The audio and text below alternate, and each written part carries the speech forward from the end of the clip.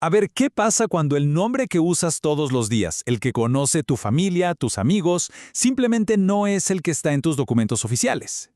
Hoy vamos a meternos de lleno en una batalla legal fascinante, una que llegó hasta la mismísima Suprema Corte de México. Y todo por una idea muy sencilla: el derecho a que la ley reconozca quién eres de verdad. Detengámonos un momento a pensar en esta frase. Imaginen vivir una vida entera con un nombre, el que te dieron los tuyos, solo para que el sistema legal insista en que, oficialmente, eres otra persona. Esta frase es el corazón de la historia de Sergio y de su lucha por hacer que su vida real y sus papeles dijeran lo mismo.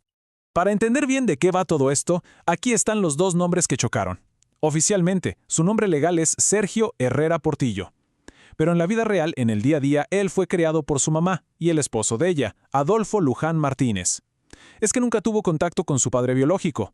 Así que para todos, su familia, amigos, en la escuela, en el trabajo, él siempre fue y se sintió Sergio Luján Portillo. Claro, unificar esas dos identidades no fue para nada sencillo. Su camino legal arrancó por allá del 2017, y como vemos aquí, fue un largo recorrido lleno de rechazos. Tuvo que ir escalando por todo el sistema de justicia en México, hasta llegar, ya como último recurso, a la máxima autoridad, la Suprema Corte. Pero para entender por qué la decisión final de la Corte fue tan importante, primero tenemos que ver por qué le dijeron no tantas veces. Vamos a analizar ese muro de obstáculos legales con el que se topó. El primer intento fue en un juzgado familiar en Puebla. La respuesta directa y clara: no. La razón: simplemente no cumplía con los requisitos tan estrictos que pedía la ley de ese estado para un cambio de nombre. Pero Sergio no se dio por vencido, claro. Apeló a la decisión. Sin embargo, la siguiente instancia, un tribunal de apelaciones, se apegó a la letra chiquita de la ley y le confirmó el fallo original. Otro no. El argumento era el mismo. Así está escrita la ley y él no cumplía. Así que llevó su caso a un nivel federal. Argumentó que esto no era solo un trámite, sino que estaban violando su derecho constitucional a la identidad. ¿Y qué creen? De nuevo, el tribunal colegiado le negó el amparo. Con 3 rechazos seguidos, parecía que ya no había nada más que hacer. Y aquí es donde estaba el meollo del asunto, el famoso artículo 70 del Código Civil de Puebla. Este artículo ponía una traba que era, prácticamente imposible de saltar. Pedía documentos indubitables e inobjetables. O sea, pruebas documentales que fueran perfectas sin ninguna objeción. Pero a ver, ¿cómo vas a conseguir documentos oficiales con un nombre que precisamente no es el oficial? Era un callejón sin salida, un verdadero círculo vicioso.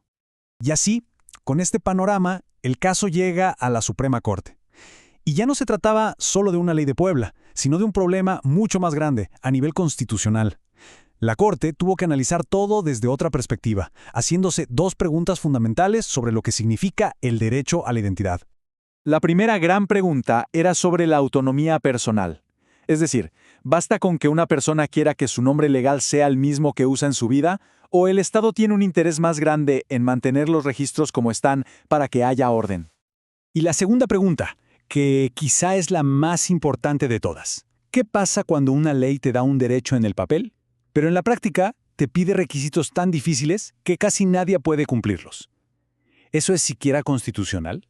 La respuesta de la Corte no fue un simple sí o no, fue una decisión mucho más inteligente, con 2 partes que son clave para entender cómo se busca el equilibrio entre los derechos de las personas y el orden legal. Y aquí está lo brillante del fallo. Por un lado, la Corte dijo: a ver, no, la simple voluntad de una persona no es suficiente. No es que uno se pueda cambiar el nombre por capricho, porque hay que proteger algo llamado seguridad jurídica. Y esto es importante. El Estado necesita saber quién es quién para todo: impuestos, contratos, temas penales. Pero por otro lado, declaró que la ley de Puebla era inconstitucional. Dijo que exigir ese tipo de pruebas era tan exagerado que en la práctica le estaba negando el derecho a gente como Sergio.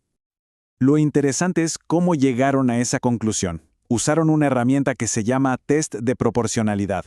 Primero, reconocieron que el objetivo de la ley, o sea, dar certeza jurídica, era válido. Pero luego se fijaron en el método: exigir documentos perfectos. Y ahí encontraron el problema. Concluyeron que ese método no era realmente necesario porque hay otras formas de prueba, como los testimonios, que pueden demostrar la realidad de una persona. Al final, el daño que se le hacía al derecho a la identidad de Sergio era mucho más grande que el beneficio que obtenía el Estado. Entonces, ojo, este es un punto clave. La Suprema Corte no le cambió el nombre a Sergio en su sentencia. Lo que hizo, y que es mucho más importante para el sistema legal, fue tumbar esa barrera inconstitucional.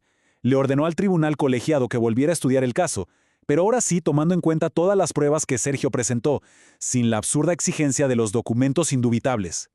Entonces, ¿por qué debería importarnos tanto el caso de Sergio? Pues porque esto va mucho más allá de una sola persona. Este fallo sienta un precedente importantísimo sobre esa relación, a veces complicada, entre la identidad que vivimos y cómo el Estado debe reconocerla. Lo que aprendemos de este caso es muy claro y poderoso. Primero, que el derecho a la identidad es algo vivo, dinámico, no está escrito en piedra. Segundo, que aunque no es un derecho ilimitado, el gobierno no puede poner reglas que en la vida real lo hagan imposible. Y lo más importante de todo, que la ley tiene que ser un espejo de la realidad social, no una jaula que la ignore.